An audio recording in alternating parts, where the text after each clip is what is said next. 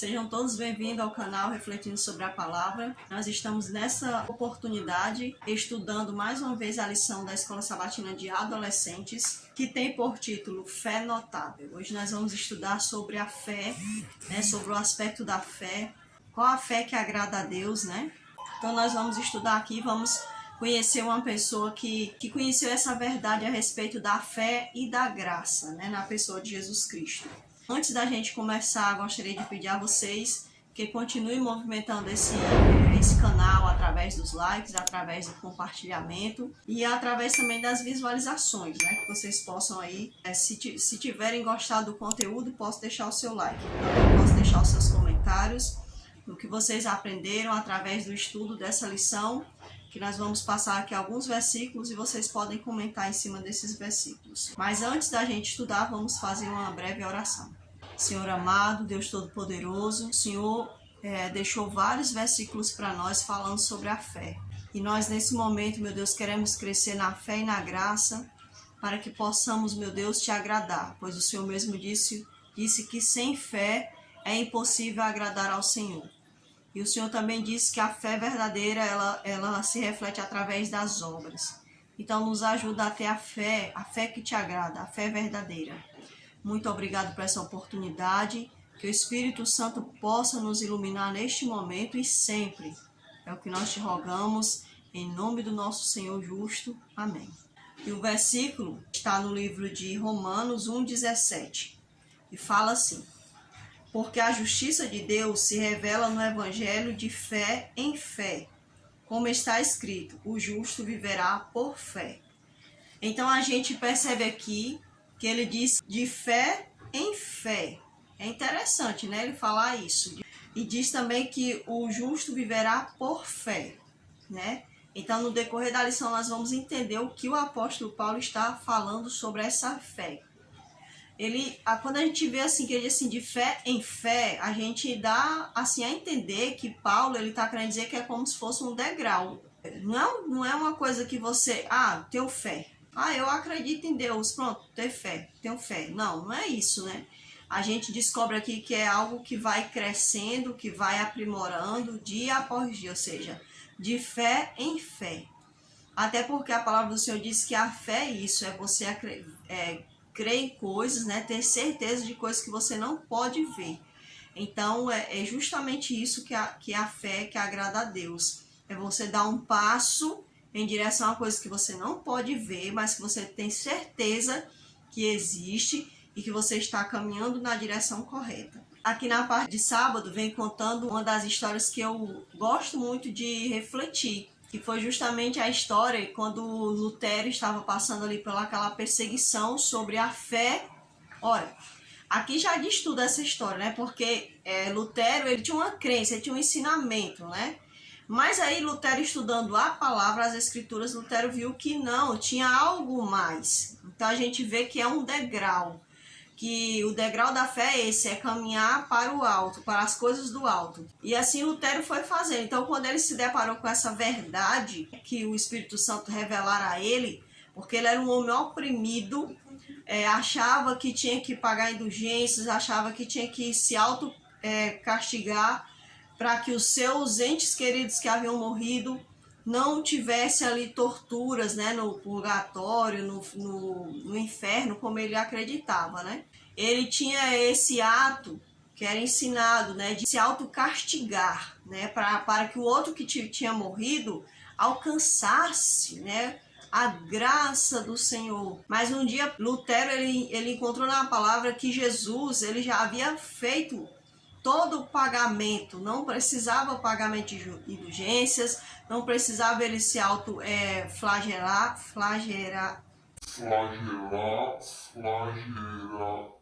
se autoflagelar por conta das pessoas que haviam morrido, né?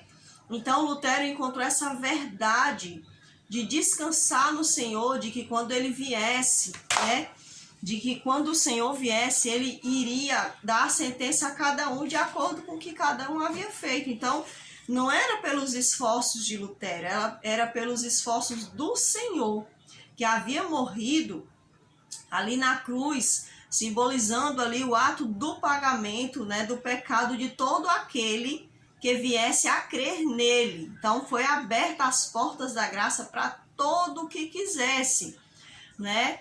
Claro que nem todos vão querer, nem todos querem, mas as portas da graça foram abertas a todos, a toda a humanidade. Então, quando Lutero encontrou essa verdade, e agora quando a gente encontra uma verdade, é notório que a gente não fica só pra gente, é algo assim real, a gente quer passar adiante. Se uma pessoa conhece uma verdade, ela não passa adiante, então ela não conheceu a verdade em Cristo Jesus, porque quem conhece a verdade, a tendência é passar adiante essa verdade. Então, Lutero, ele começou a passar adiante essa verdade, então ele começou a ser perseguido, porque essa verdade não era aceita. Então Lutero passou essa grande perseguição, né? E isso foi uma tormenta muito grande, a ponto de Lutero começar a querer se desanimar. E certa feita, Lutero, naquele desânimo, né? A sua esposa, observando ali toda a sua angústia, toda a sua luta diante daquela situação, ela se veste de luto. E aí ela começa a passar em frente a Lutero e Lutero fica achando estranho, né? Que ela abatida com roupa de luto. E Lutero pergunta: quem morreu, mulher? E aí ela diz: foi Deus que morreu, né? E Lutero ficou assim sem saber entender o que ela estava querendo dizer com aquilo. Como assim Deus morreu, né? Então ela estava querendo dizer: ora Lutero, se o Senhor que te revelou essa verdade, ele esteve com você, ele se revelou, ele mostrou toda essa verdade, agora você está agindo como se a batalha tivesse sido vencida, se você está desanimando a ponto de transparecer que o Senhor morreu, então ele morreu, né? Na verdade, ela estava querendo fazer uma ilustração para que Lutero entendesse que o Senhor ainda estava ali com eles, mesmo diante daquelas perseguições. Então, isso foi, eu acho muito bonita essa história, porque realmente, às vezes, as lutas, elas parecem trazer a certeza para nós de que o nosso Deus está morto. Mas ele não está morto, ele só está calado, né? Tem até uma música do Voz da Verdade que diz assim: quando Deus se cala. Esse louvor é muito lindo, né? Na verdade, ele só está agindo, ele está agindo da forma dele, né? Não precisa ele contar as coisas para a gente, porque ele é Deus, né? Mas ele mesmo assim, ele dá conta, ele não é que nem a gente, né, que esconde fatos. Então Deus, ele estava em silêncio, porque ele estava provando a fé de Lutero. Então Lutero, ao ver aquela ilustração da sua esposa, ele renovou suas forças, né, e disse: não, meu Deus não está morto, né? Então diz assim, no finalzinho da parte dessa parte de sábado, fala assim, né, que nós devemos aproveitar o estudo desta semana para conhecer a incrível experiência de Lutero, né? E assim também, né, usar essa história de Lutero para até mesmo renovar a nossa fé. E na parte de domingo, nós temos os estudos baseados no livro de João 15, 19 e 20, Romanos 1, 16, 17, depois o versículo 3, do 20 ao 31. Diz assim: o que essas passagens nos ensinam a respeito da fé cristã? A fé verdadeira é a que nos leva a obedecer ao Senhor em seus estatutos. Então eu entendo que a fé não é só um abrir de boca e dizer eu tenho fé, eu tenho fé, eu creio no Senhor. Não, crer, a própria palavra diz que até Satanás crê que estremece, ele crê que tem medo, né? Claro que esse medo de Satanás não adianta mais, porque ele já tem uma sentença decretada contra ele, então é por isso que ele não está nem aí, ele está aí para destruir mesmo, que ele já sabe que ele já tem uma sentença dada contra ele, né? Então a sentença da humanidade, ela ainda não finalizou, por isso ele está correndo para tirar a vida eterna de todo aquele que quer ceder a ele, né? Essa vida, o Senhor diz que, lá em Apocalipse, o Senhor fala: cuideis para que ninguém tome a sua coroa. Então, o Satanás está aqui, já que ele perdeu essa oportunidade que ele fez por onde perder. Então, quem quiser ceder a ele, ele está aí tomando, né? Essa grande oportunidade que o Senhor já deu.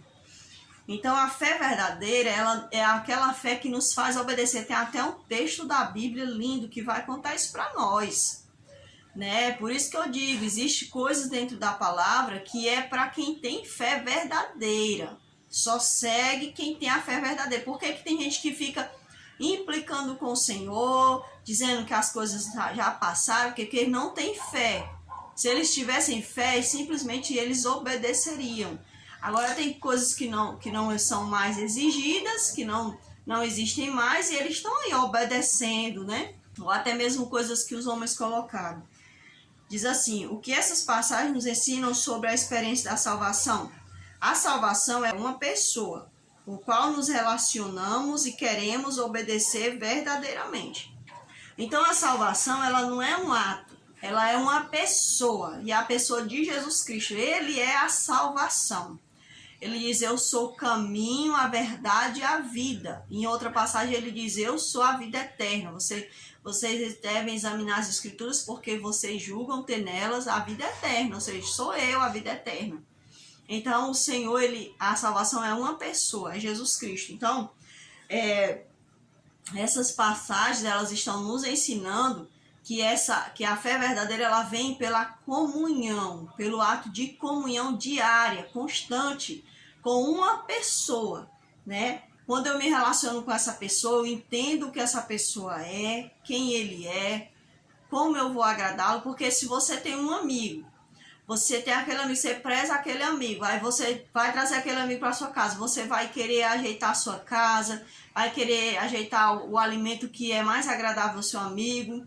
Então não é diferente com a pessoa do Senhor, ele é um amigo constante em nossas vidas. Então a gente gosta de andar perto dele e agradar a ele.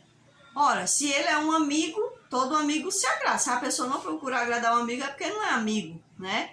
É um falso amigo, né? Que ali procura agradar a pessoa, procura fingir uma amizade. E Jesus, ele não se agrada de falsas amizades, de amizades fingidas, né? Ele se agrada de amizades verdadeiras. O livro de Romanos trouxe uma mudança de vida para Martinho Lutero. Por que você acha que esse livro fez a diferença? Os conceitos em Romanos também são transformadores de vida para você? Se sim, por quê? Se não, por que não? Ora, Lutero encontrou o verdadeiro Salvador, né? Então, assim, o livro de Romanos, ele muda a minha visão, por quê? Né? Me ensina que o Senhor me salvou com um favor imerecido e guardar seus preceitos não são pesarosos. Então, eu acredito que Lutero, ele foi encontrando essas verdades. Claro que aquela verdade foi uma verdade tão maravilhosa, tão libertadora para Lutero, que ele focou naquela verdade e ele se deleitou em explanar aquela verdade, ensinar ela a outras pessoas. Então eu acredito que é por isso que você não vê Lutero, você não vê pessoas falando que Lutero falou mais sobre outros assuntos. Por quê? Porque esse assunto foi um assunto que aliviou o fardo de Lutero. Porque nós não somos salvadores de ninguém.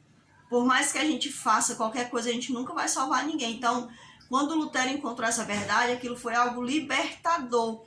Porque Lutero disse: ora, o Senhor é o único justo. Ele é a única pessoa que pode justificar. Então, porque eu sendo um pecador, né, que já tenho que carregar os meus fardos, a minha cruz, que é o meu eu, ainda vou ter que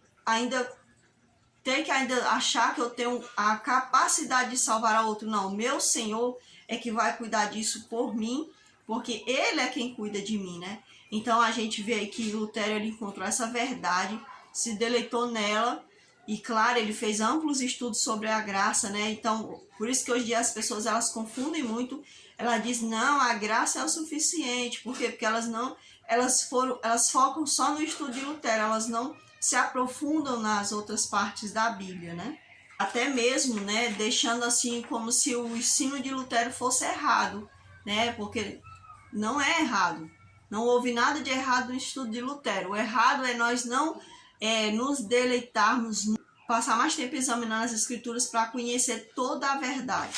A parte de segunda-feira, que está de acordo, está estudando Romanos 1,17, fala assim para nós: se somos salvos pela fé e vivemos pela fé, e sem fé é impossível agradar a Deus, a única resposta sensata é: o que é esta fé? Você precisa me contar. Eu preciso saber e não vou deixá-lo enquanto não me disser. Aqui vem contando um relato de um homem, né, que falou que aqui um exemplo, uma ilustração. Que entrou uma pessoa na sala do médico, o médico ia falar para ele que restava poucos dias de vida, e aí o médico ia dizer para ele, olha, quais as melhores respostas você gostaria de ter? De saber uma verdade, ou saber que você tem pouco tempo e você pode curtir a sua vida, ou descobrir essa verdade, né? Então, assim, pela questão da curiosidade, ele está querendo dizer assim, que o homem poderia desejar, claro, saber a verdade, né?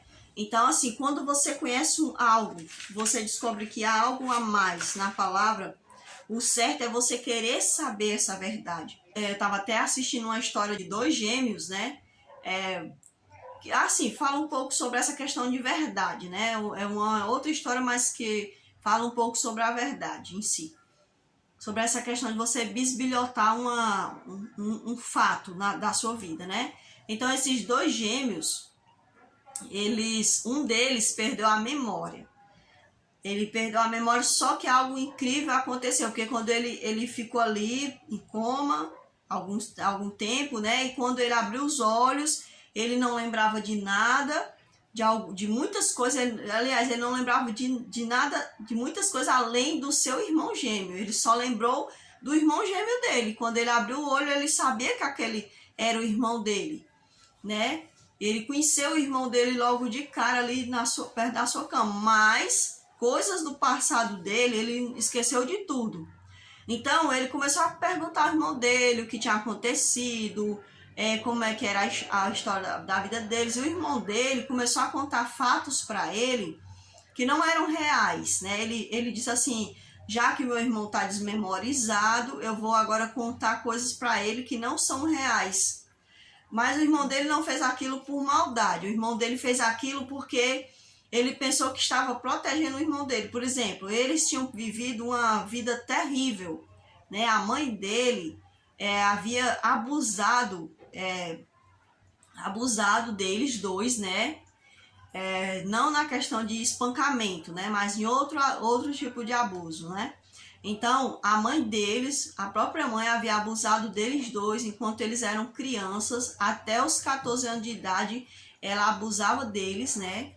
E além do mais, ela ainda dava os seus filhos para que homens o molestassem também. Não somente ela os molestava, mas também outros homens. Então, o irmão dele tentou esconder esse fato horrível da vida deles, para que o irmão dele vivesse uma vida de paz mental, que ele não podia viver, porque ele tinha aquelas memórias, né? Só que aí o irmão dele convivia bem com a mãe dele, que já era idosa, né? Que já havia tido doente, né? E aí o padrasto, né? Um dia chegou para pedir perdão e ele foi, e o irmão dele, que estava desmemorizado, não entendeu porque que o padrasto dele estava pedindo perdão, e disse, eu te perdoo, não tem problema, né? Que o padrasto dele estava com os dias contados. Estava no câncer terminal. E aí ele disse, eu não te perdoo. Aí o irmão dele, né, o que estava sem memória, achou aquilo estranho. Por que meu irmão, que a nossa história é tão maravilhosa, por que ele não quer perdoar o nosso padrasto? Qual o motivo, né? Mas ele não entrou em detalhe, não contou nada e deixou do jeito que estava.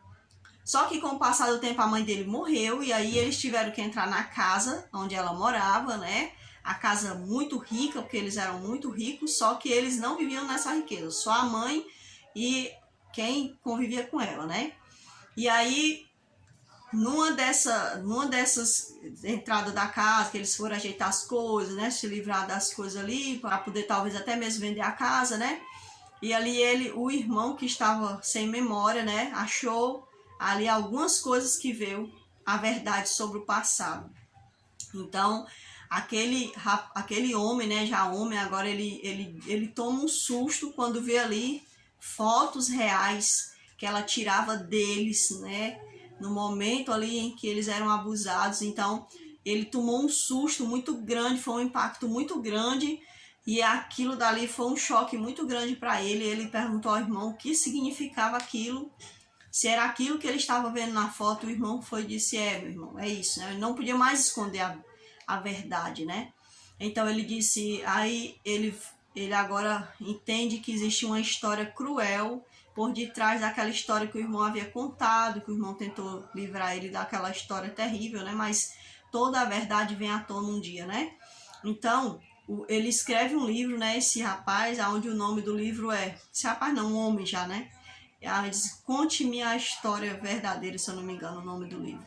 Eu vou até ver se eu encontro aí o nome do livro, né? E aí ele fala isso, então, por quê? Porque a verdade, ela tende a libertar as pessoas. Porque quando uma pessoa ela é criada numa mentira, que ela descobre a verdade, tudo aquilo que ela viveu, ela disse, isso aqui era apenas um castelo de areia. E se desmorona, né? Toda aquela mentira é arrancada. E fica só a verdade ali, né? Então, assim foi Lutero. Lutero, ele descobriu uma verdade. E quando a gente descobre uma verdade, a gente quer saber mais.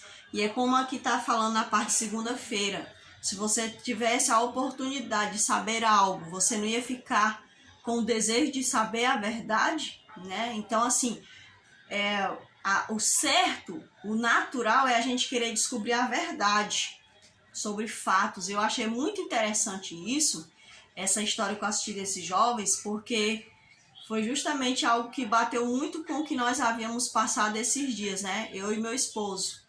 Porque meu esposo, ele estava assim, perguntando a alguém sobre algo, né? E aquela pessoa não entendeu o que meu esposo estava falando, né? Sobre querer saber a verdade, saber como é que as coisas eram de fato, porque muitas das vezes a gente conhece muitas mentiras e ninguém vive de mentira. A mentira um dia ela se desmorona, esse castelo feito por mentira, ela se desmorona, né? Então é muito interessante essa questão da verdade. Por isso que Jesus disse, conhecereis a verdade e a verdade vos libertará. Porque a verdade do Senhor ela é altamente redentora. Se uma verdade humana é redentora, imagine a do alto. Essa sim é que, né? Aqui diz mais assim na parte de terça-feira, olha. A pessoa escolhida por Deus, né, Lutero, para trazer luz à igreja em um período de grandes trevas, né? Então, Lutero, o pai de Lutero, queria que ele se tornasse advogado. E aí Lutero não quis ser advogado, e o pai dele ficou muito magoado com ele, e passou muitos anos da vida dele, né, magoado, e já no finalzinho da vida demorou 2 anos, né, para que ele se reconciliasse com o filho. A primeira vez que Lutero viu uma Bíblia completa foi na biblioteca da universidade. Era um exemplar em latim. Antes ele só tinha ouvido porções dos evangelhos e das epístolas. Então ele nunca tinha visto uma Bíblia completa, né? Ele só lia o Novo Testamento, né? E eram algumas partes do evangelho, dos evangelhos e algumas epístolas, né? Então, um dia quando ele viu, né, uma Bíblia completa, acredito que ele deve ter ficado maravilhado, né? Porque quando eu achei um Novo Testamento, eu fiquei maravilhado, imagina uma pessoa que nunca tinha visto uma Bíblia completa, né? No caso, a igreja perseguia aos que não se agregaram a ela. E os perseguia, só não contava, né, que o Espírito do Senhor ainda era ouvido por muitos, mesmo dentro de um lugar altamente corrompido. Bem, a igreja corrompida, ela tentou esconder essa verdade. Só que o Espírito Santo, ele nunca deixou de trabalhar. Por isso que eu digo, muitas pessoas acham que que Deus depende da gente para concluir, para poder o Senhor voltar. Não, ele não depende, porque quem foi que te convenceu, meu irmão? Quem convenceu a mim? Quem nos convenceu foi o Espírito Santo. Não foi homens. Os homens, eles são canais e às vezes eles nem são usados como canais. Porque muitas vezes o Espírito Santo vem diretamente à minha pessoa para me convencer. Então, assim, por exemplo, eu ia para a Igreja Católica Apostólica Romana quando criança. E ali eu não via nada da Bíblia. Não vou mentir, dizer que eu via que eu não via, né? O padre só lia ali alguns trechos, aquelas coisas lá que eu nem sei o que era, né? e falava sobre os mortos, fazia ali, dava a ceia, né? Então não tinha nada além disso. Eu tinha músicas, né? Músicas calmas, mas nada além disso, né? Hoje em dia as pessoas já leem mais a Bíblia nas igrejas católica, apostólica, romana, mas quando eu ia, quando eu era criança, eu não via isso, né? Depois veio os testemunhos de Jeová na minha porta e abriram a Bíblia e mostraram algumas passagens do Apocalipse, né? Que eles não tinham muito tempo, eles tinham que ir de casa em casa, né? Então ali eles me mostraram alguns trechos falando sobre o juízo final. Era isso que eles falavam muito, eles enfatizavam muito o juízo final. Então eu não tinha muita base, né? Não tinha muito embasamento no que focar, o que era aquilo de fato, né? Mas aí chega o Espírito Santo e sempre falando na minha mente, sempre falando, então ele estava trabalhando no meu convencimento, né? Até que um dia ele age de uma certa forma maravilhosa e traz ali para mim um Novo Testamento, né? Onde ali estudando com ele me convence sobre algumas verdades que estavam ali dentro, né? A verdade do juízo, a verdade de Jesus Cristo Salvador, a verdade do sábado, né? Então dentro desse Novo Testamento, o Senhor já me falou essas verdades, né? E aí depois, quando eu consegui o Antigo Testamento, só foi ampliado essas questões dessas verdades. A igreja mesmo, ela tirando, né, essa capacidade de as pessoas lerem a Bíblia, elas esqueceram que tinha o Espírito Santo, né? Que ali trabalhava. Ele era a própria Bíblia, né? Porque ele que inspirou a Bíblia. Então, ele que ia ali convencendo o homem, assim como ele convenceu a Lutero. Lutero foi professor na Universidade de Wittenberg, onde ele lecionava sobre Salmos, os Evangelhos e as Epístolas. Posteriormente, ele recebeu o título de doutor em divindade. A primeira decepção de Lutero com a Igreja Católica Apostólica Romana aconteceu quando ele visitou Roma e percebeu todo o luxo e ostentação do clero. Então, quando Lutero foi visitar Roma, que ele viu aquilo dali, era muito luxo, era muita ostentação, e muitas pessoas falando mal, né? Olha como é que pode, né? A igreja ali drenando as pessoas, roubando terras, roubando pessoas, né? Então, assim, a igreja, ela sugava, né? Sugava. O império, né? Aquele famoso império, como eu digo, até hoje é um império disfarçado, né? Então Lutero ficou abismado com aquilo e achou que tinha algo estranho ali. E foi nisso que o Espírito Santo conseguiu cada vez mais convencê-lo, né? No dia 31 de outubro de 1517, um dia antes da festa de Todos os Santos, Lutero aproveitou a presença de muitos visitantes e afixou na porta da igreja de Castelo de Wittenberg as 95 teses contra a doutrina das indulgências. Então, ele fez 95 teses só contra as indulgências, só contra o pagamento de indulgências. Imagine sobre outras coisas, né? Então, ele fez 95 teses. Então, ele foi lá e colou, né, na porta da igreja, né? Essas 95 teses. E quando ele faz isso, ele está ali chamando para debate, né? Para um debate onde eles iam debater, olha, não, tá errado por causa disso, isso. Aí o outro vem dizer, não tá errado porque tá assim, é sempre um que, né? Então ele foi dentro da Bíblia e viu que ele tinha embasamento para derrubar essa tese das indulgências, né? Então foi isso que Lutero fez ali para levar a verdade, né? Ou seja, Lutero, ele não somente conheceu uma verdade, mas ele quis passar a verdade adiante. Então, muitas das vezes, a gente na escola, na faculdade, no trabalho, tem vergonha de viver a verdade, né? E às vezes pessoas poderiam estar ganhando uma salvação e não estão. Por quê? Porque a gente tem vergonha, né? A gente tem vergonha de realmente ser luz. Quer dizer, eu acho que se uma pessoa tem vergonha de ser luz é porque ela não é luz, né?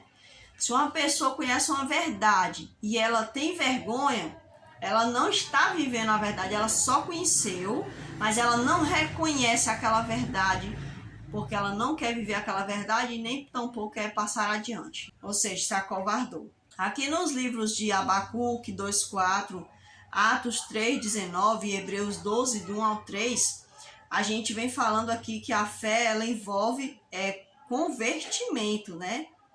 E eu vou abrir aqui a passagem de Atos 3:19 para a gente ler. E fala aqui no livro de Atos 3, verso 19, arrependei-vos, pois, e convertei-vos, para serem cancelados os vossos pecados.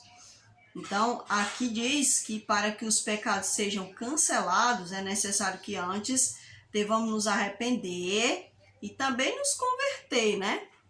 Porque o convertimento, se uma pessoa ela não busca o convertimento, então ela não está buscando o cancelamento dos seus pecados. Olha, se uma pessoa ela continua no pecado, então ela não é uma pessoa convertida. Para ela ser convertida, ela necessita abandonar os seus pecados. E abandonar pecado significa convertimento, né? Significa, de fato, isso. Então, a fé verdadeira, quando eu creio, né? Quando eu creio no Senhor, quando eu creio no que o Senhor me fala, a lógica, né? A lógica espiritual é que eu agora seja uma pessoa convertida. E muitas das vezes a pessoa diz assim, eu espero que Jesus me converta. É porque Jesus não converteu fulano. Olha, a ação do Espírito Santo é o convencimento. Convertimento é a minha atitude, né? Então, o convertimento é algo que vem de mim. Porque eu não sou um robô. A decisão que eu tomo é converter-me. Converter-me do meu mau caminho. Dizer para o Senhor, Senhor, eu não quero mais andar nesse mau caminho. Me convence a cada dia, me afasta dos meus pecados, né? Então, isso significa convertimento. E aqui na parte de quinta-feira fala assim, com boas influências, sua mente rapidamente se desenvolveu. A atenção consiste a seus estudos, logo o colocou no topo dentre seus colegas. Lutero não deixava de começar cada dia com oração. De seu coração emanava continuamente um pedido de orientação. Com frequência dizia, orar bem é a melhor parte do estudo. Então, aqui é um comentário, né, falando que Lutero, ele sempre costumava orar. E é verdade, se você não ora, se você não fala com o Senhor, não pergunta as coisas a Ele, como é que você vai estudar, entender a palavra, né? Para entender a palavra tem que orar, se comunicar, porque a palavra orar significa comunicar-se, né? Então, para a gente entender, a gente tem que falar com o Senhor. A parte de sexta-feira, falando para nós assim, ele era um homem muito bem preparado em termos de conhecimento, sem dúvida. Porém, o que capacitou Lutero a lutar tão corajosamente contra os líderes religiosos mais poderosos e contra as autoridades mais influentes da época foram seu amor, zelo pela palavra de Deus. Realmente, irmãos, aqui a gente vê, muitas das vezes as pessoas elas costumam enaltecer as pessoas porque elas têm estudos de teologia em faculdade, né, e tudo mais. Veja, Lutero, ele era um professor, ele era doutor em divindade, mas ele não conhecia as verdades, né? Ele não conhecia todas as verdades. Ele conhecia, muitas das vezes, crenças humanas, doutrinas humanas, tradições humanas, né? Então, uma pessoa ser estudada no ensinamento humano não quer dizer que ele realmente tenha um entendimento de Deus. Mas a partir do momento que Lutero começou a questionar Deus, falar com o Senhor, orar ao Senhor, buscar o Senhor em oração, então a verdade veio a Lutero. Então, o verdadeiro conhecimento foi dado a Lutero. Pois o Senhor fala lá na passagem, se eu não me engano, é de Amós, né? A gente vai ver e vai deixar aí na tela, que fala assim, o meu povo perece por falta de conhecimento. E ali se refere conhecimento a uma pessoa, ou seja, o povo perecia porque o povo não buscava o Senhor. Não era buscar ali os ensinamentos filosóficos humanos, né? Não eram os conhecimentos das nossas faculdades mentais, não. O conhecimento referente ali na Bíblia era a pessoa, né? Buscar a pessoa do Senhor. Então, Lutero, ele, apesar de ele ter todos esses ensinamentos, ele não tinha conhecimento da verdade em si. Então, muitas das vezes, as pessoas, eu fico muito triste quando eu vejo pessoas falando assim, fulano, ele é só um irmão de igreja, ou ele é só um missionáriozinho sem estudo, né? Então, coloca a pessoa lá embaixo, né? Eu estava até vendo um trecho de um comentário, se eu não me engano, até do cantor aí, né, Leonardo Gonçalves, Eu até achei, isso já era um segundo comentário, que num outro comentário foi ele falando sobre o pastor Anderson Silva, se eu não me engano o nome dele.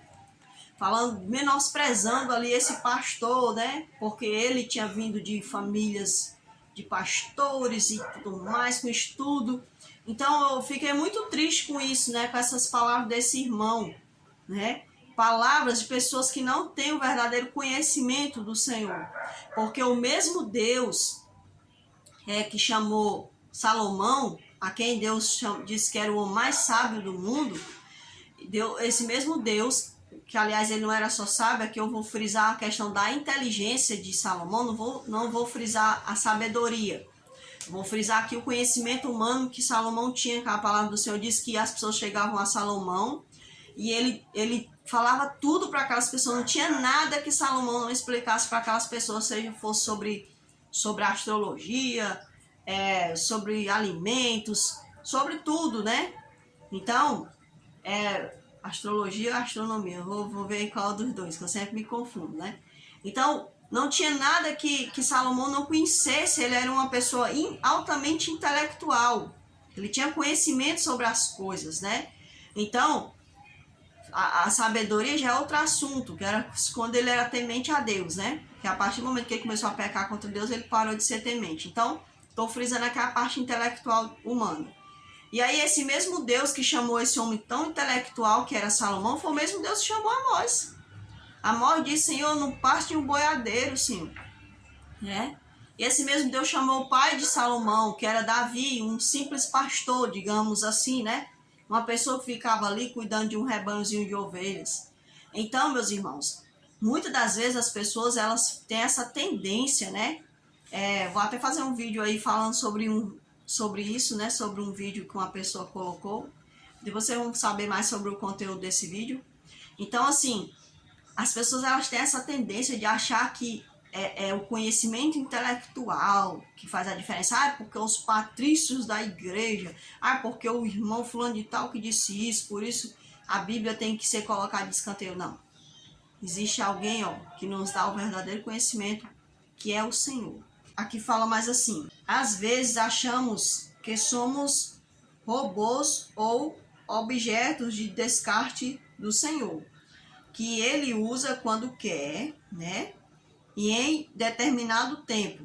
Mas o que vemos em comum, né, com todos esses homens é que eles desejavam saber mais do que os líderes lhe diziam.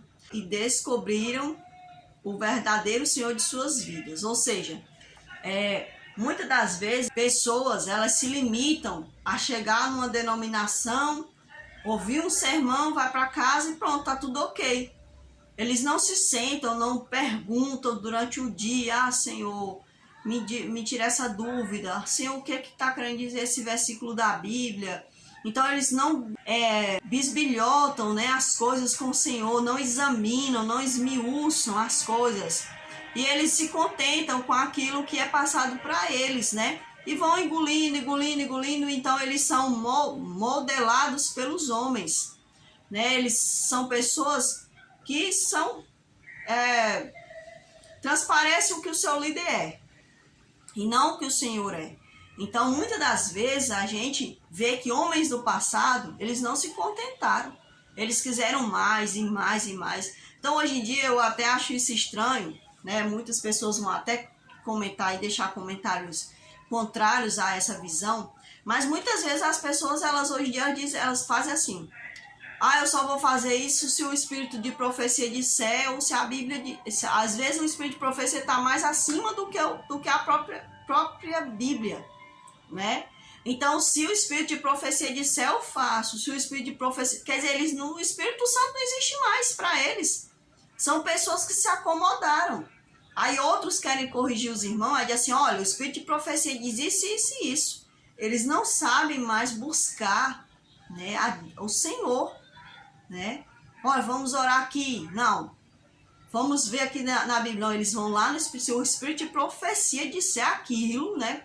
Aí tá dito. Então, muitas das vezes as pessoas, elas se deixam levar muito pelo que os líderes falam. E às vezes os líderes estão até movendo elas a pecarem contra Deus, E elas aceitam porque é mais fácil, né? A gente vê num filme, o filme Torturados por Cristo, que quando o comunismo chegou na cidade daquele irmão, eles todos ali reunidos, né, os líderes governamentais e pastores de várias igrejas. Então ele foi um dos, que outras igrejas também se opuseram, né? Então esse pastor que conta essa história dele no filme, ele foi um dos que não. A igreja aqui não está para servir o homem, né? Está para servir o Senhor.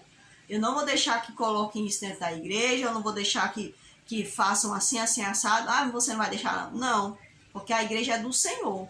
Esse povo que eu estou aqui guiando, eu recebo a orientação do Senhor e não vou aceitar. Então, quando ele disse eu não vou aceitar, ele depois você vai ser preso, sua família vai ser presa. Pronto, foi isso que aconteceu.